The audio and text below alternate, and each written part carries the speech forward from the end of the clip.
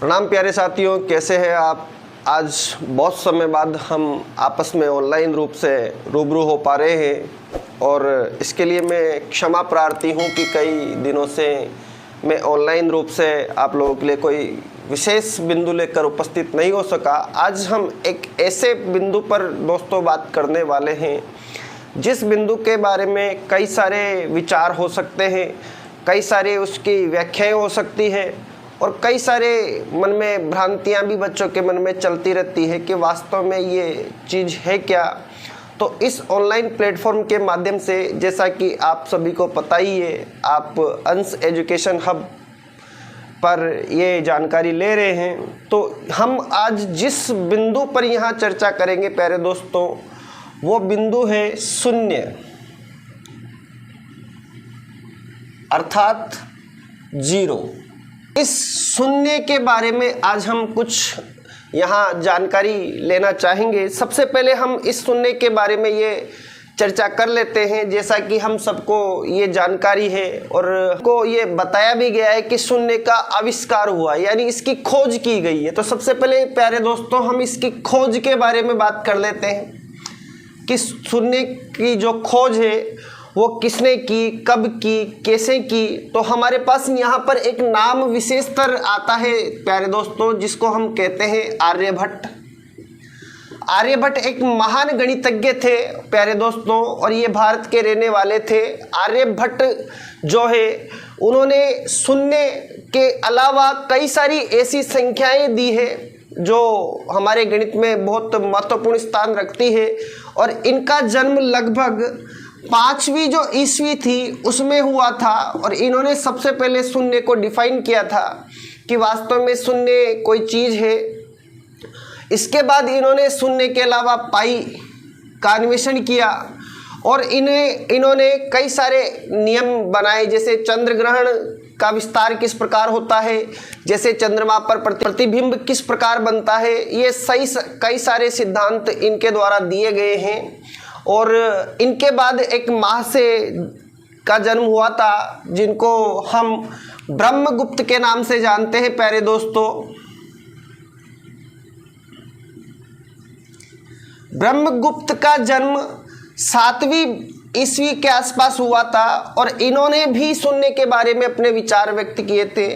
ये कहते हैं शून्य कि इन्होंने जिस पद्धति का विचार अपने सामने रखा उसको वैदिक पद्धति के कहा जाता है और इन्होंने शून्य का निरूपण कुछ इस प्रकार किया कि किसी संख्या के नीचे आप बिंदी लिख दे तो उस संख्या का मान शून्य के आधार पर दर्शाया जा सकता है। इस प्रकार की संख्याओं को हम प्यारे दोस्तों जो वैदिक पद्धति है पढ़ने की गणित को, उसमें पढ़ते हैं। तो ये ब्रह्मगुप्त जो महान गणितज्ञ थे उनके द्वारा दी गई थी। ब्रह्मगुप्त महोदय ने कई सारी ऐसी जानकारियां हमें गणित के माध्यम से अपने विचार व्यक्त करते हुए दी है कि किस प्रकार हम शून्य के आधार पर संख्याओं को डेसिमल्स में लिख सकते हैं, यानी दशमलव किस प्रकार हो सकता है और दशमलव का विस्तार किस प्रकार किया जा सकता है।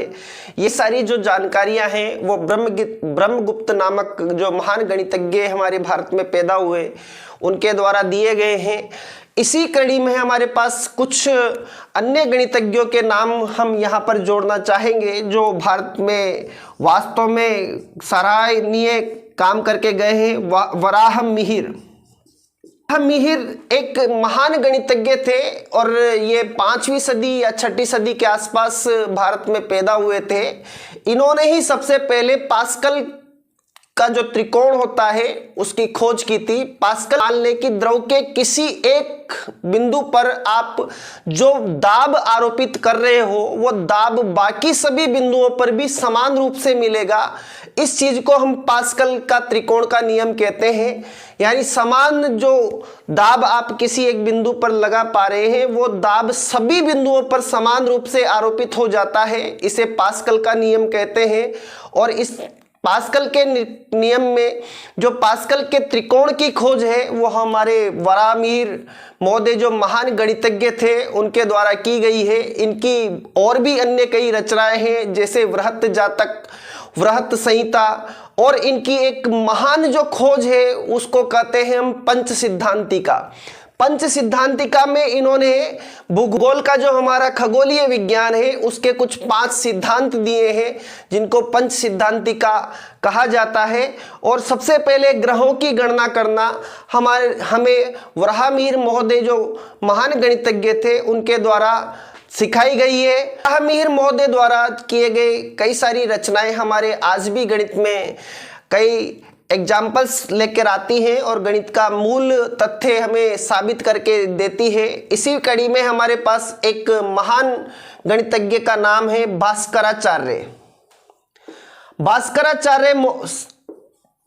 भास्कराचार्य एक ऐसे गणितज्ञ थे जिन्होंने इनके द्वारा लिखी गई कुछ मुख्य पुस्तिकाएं जो लीलावती, बीजगणित, ग्रह गणित और गोलायक हैं, ये इनके जीवन काल की महत्वपूर्ण कड़ियां हैं। तो प्यारे दोस्तों, हम इसमें बात कर रहे थे कि शून्य क्या चीज है। तो शून्य के बारे में हम जानने से पहले हम उसकी खोज के बारे में थोड़ा सा जानकारी ले पाए हैं कि शून्य की सर्वप्रथम खोज यानी शून्य किस प्रकार है वास्तव में, इसका पता किसने लगाया है, आर्यभट्ट ने। इसके बाद उसी कड़ी को जो वैदिक पद्धति के आधार पर दर्शाना था या दशमलव पद्धति का आविष्कार करना था वो हमारे ब्रह्मगुप्त महोदय द्वारा किया गया है। आर्यभट्ट ने ही पाई का भी अन्वेषण किया है। में हमारे पास गणितज्ञ एक महान जिनको हम बार बार याद करना चाहेंगे वो है बोधायन। प्यारे दोस्तों, बोधायन एक ऐसे गणितज्ञ थे जिन्होंने सर्वप्रथम माना जाए ये तकरीबन 300 या 400 BC के आसपास का टाइम था जब इनका जन्म हुआ था। इन्होंने त्रिकोण यानी समकोण त्रिभुज के ऊपर एक प्रमेय दिया हुआ है और इनका कहना है कि समकोण त्रिभुज की जो सबसे बड़ी भुजा होती है यानी कि वर्ग कर्ण, उस पर बने वर्ग का क्षेत्रफल अन्य दोनों भुजाओं के ऊपर बने वर्गों के क्षेत्रफलों के योग के बराबर होता है। इनके जन्म के 200 वर्षों बाद एक महान गणितज्ञ पैदा हुए जिनको पाइथागोरियन कहा जाता है और इन्होंने भी इसी बात को थोड़ा सा इंटरचेंज करके और अपने शब्दों में कह दिया कि कर्ण का स्क्वायर बराबर लंब का स्क्वायर प्लस आधार का स्क्वायर होगा, यानी एक समकोण त्रिभुज की सबसे बड़ी भुजा का वर्ग अन्य दोनों भुजाओं के वर्गों के योग के बराबर होगा। ये बात इन महान से ने कही और यही बात 200 वर्ष पूर्व हमारे जो भारत के महान गणितज्ञ बोधायन थे वो कह चुके थे। प्यारे दोस्तों, हम इस सभी कड़ी में हम शून्य के ऊपर विचार कर रहे हैं। वास्तव में शून्य है क्या? अब यहां पर हम थोड़ा सा प्यारे दोस्तों संख्याओं के ऊपर बातचीत करते हैं क्योंकि शून्य को जब तक समझना और जब तक इसका पूर्ण अर्थ हमें मालूम ना हो तब तक हम इसके बारे में भ्रांतियां ही रखते हैं। तो प्यारे दोस्तों, हमारे पास यहां संख्या, अगर हम नंबर्स टॉपिक लें और नंबर्स को देखें तो प्यारे दोस्तों संख्या हमारे पास 2 क्वालिटी की निकल कर आती है। एक क्वालिटी की संख्या को कहा जाता है जिसे कहते हैं हम अवास्तविक संख्या या काल्पनिक संख्या, यानी इसको कहा जाएगा प्यारे दोस्तों इमेजिनरी नंबर्स। इमेजिनरी नंबर्स और दूसरी साइड पे होती है रियल नंबर या फिर इन्हें कहा जाता है वास्तविक संख्याएं। प्यारे दोस्तों, वास्तविक संख्याएं हमारे पास 2 प्रकार से डिनोट की जाती है। एक को कहते हैं परिमेय संख्या यानी रेशनल नंबर्स और एक को कहते हैं अपरिमेय संख्या यानी इरेशनल नंबर्स। अब परिमेय संख्याओं को भी हम 3 भागों में तोड़ सकते हैं प्यारे दोस्तों। एक होती प्राकृत नेचुरल नंबर, एक होती पूर्ण होल नंबर्स और एक होती है आपकी पूर्णांक संख्याएं यानी इंटीजर नंबर्स। प्यारे दोस्तों, कहा जाता है प्राकृत संख्याओं का जो समुच्चय होता है 1 2 3 4 5 ऐसे इन्फिनिट तक ग्रो करेगा, यानी ये जो है ये 1 से प्रारंभ होती है। पूर्ण संख्याएं की बात जब की जाती है तो कहा जाता है ये 0 से प्रारंभ होती है और ऐसे इन्फिनिट तक ग्रो करती है। यानी दोस्तों इसमें 0 क्वांट किया गया है, प्राकृत संख्याओं में कोई 0 क्वांट नहीं किया गया है। यानी पूर्ण संख्या 0 एक पूर्ण संख्या है, कंप्लीट नंबर है, इसको किसी की भी हेल्प की आवश्यकता नहीं है। अब कभी कभार हम कईयों को कहते भी सुनते हैं कि 0 का कोई मान नहीं होता। 0 का मान होता है क्योंकि ये पूर्ण नंबर है, क्योंकि हर पूर्ण नंबर का कुछ न कुछ मान जरूर होता है। ये अपना मान तब प्रदर्शित करेगा जब ये किसी संख्या के आगे या पीछे लिखा जाएगा। अब आगे या पीछे लिखने का मतलब किस प्रकार इसको अपन हल कर सकते हैं। जैसे सपोज डेट हमने 2 लिखा, पीछे लिखा तो ये संख्या डायरेक्ट 10 गुना हो जाती है, परंतु हमें 0.2 लिखना था और हमने लिख दिया 0.02। इसका मतलब है इस शून्य का जो स्थानीय मान है इस 2 से ज्यादा यानी बड़ा रहेगा, उस 2 का स्थानीय मान शून्य के। अब हम यहां बात यह करते हैं कि क्या 0 जो है सम संख्या है या विषम संख्या है। तो दोस्तों सम या विषम संख्या का डेफिनेशन होता है प्राकृत संख्या से बाहर निकालकर। यानी सम या विषम संख्याएं हमेशा प्राकृत संख्याएं नेचुरल नंबर्स में से बाहर निकाली जाती है। एक होती है सम संख्या यानी इवन नंबर्स और एक होती है विषम संख्या यानी ऑड नंबर्स। सम संख्या की शुरुआत 2, 4, 6, 8, सबसे छोटी सम संख्या 2 और विषम संख्या 1, 2, 1, 3, 5 या 7 ऐसे ये भी ग्रो करती जाएगी। यानी सबसे छोटी सम संख्या की बात करें तो वो 2 है, सबसे छोटी अगर विषम संख्या की बात करें तो वो 1 है। अब डियर्स 0 प्राकृत संख्याओं की श्रेणी में नहीं आता है क्योंकि ये 1 से पहले बैठा होता है, ये कंप्लीट नंबर है, होल नंबर है। यानी 0 सम ना तो सम है ना ही विषम है। अब बात करते हैं, कभी कभी ये हमारे पास ऑप्शन आ जाता है कि क्या 0 ऋणात्मक है, क्या 0 धनात्मक है। तो डियर्स हम पूर्णांक संख्याओं को यानी इंटीजर नंबर्स को पढ़ते हैं। यहाँ पर इंटीजर नंबर्स क्या होते हैं, यानी आप एक संख्या रेखा देखते हैं बचपन में, सेंटर में 0 लिखा होता है, इस साइड पे प्लस साइड होती है, इस साइड पे माइनस साइड डिनोट कर दी जाती है। ये प्लस का 1 है, ये प्लस का 2 है, ये प्लस का 3 है, ये प्लस 4 है, इसी प्रकार ये प्लस 5 है। इधर माइनस का 1, माइनस का 2, माइनस का 3, माइनस का 4, इसी प्रकार आगे क्वांटिटी माइनस अनंत तक चलती रहेगी। अब हम बात करते हैं शून्य प्लस में आएगा कि माइनस में आएगा। तो डियर्स जो भी प्रारंभ होना है इसी के बाद होना है, इसी के बाद होना है। यानी शून्य पे किसी भी प्रकार का चिन्ह नहीं होता, वो पूर्ण रूप से उदासीन होता है। यानी न तो नेगेटिव होगा न ही पॉजिटिव होगा। शून्य बिल्कुल उदासीन नंबर होता है, ना ऋणात्मक ना धनात्मक। आगे बात करते हैं, कभी कभार हमारे पास कुछ ऐसी संख्याएं आ जाती है जिनको हम लिखते हैं डेसिमल्स में, और डेसिमल्स में लिखी संख्याओं को पढ़ने में हमारे पास सबसे बड़ी गलती हो जाती है। गलतियां किस प्रकार होती है प्यारे दोस्तों, सपोज डेट हमें एक चीज सीख लेनी है यहाँ पर, प्लेस वैल्यू, कि प्लेस वैल्यू किस प्रकार किसी भी संख्या की कार्य करती है।